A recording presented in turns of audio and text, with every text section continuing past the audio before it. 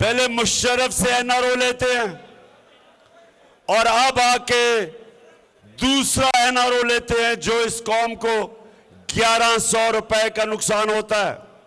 कौम की करप्शन का पैसा 10 साल ये मुशर्रफ एनआरओ देता है, सारे केसेस खत्म। 8 और 18 के बीच में ये 10 साल हुकूमत करते हैं, चोरी करते हैं, चोरी करके सारे केसेस जो इनके 1100 अरब रुपए के केसेस हैं फिर असेंबली में आते हैं।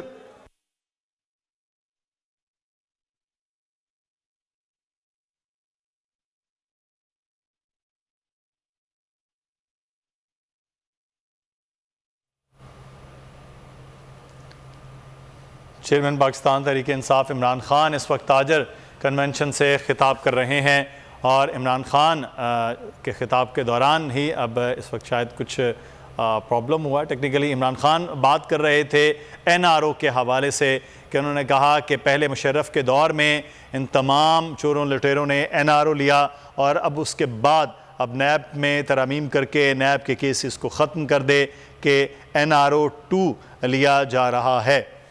चेयरमैन पीटीआई इमरान खान इस वक्त ताजर कन्वेंशन से खिताब कर रहे हैं और उनके खिताब के दौरान एक वक्फा है शायद कुछ तकनीकी मामलात के हवाले से, लेकिन इमरान खान मेरी टैक्सी में बैठ जाओ, जहां तक ले जाऊंगा।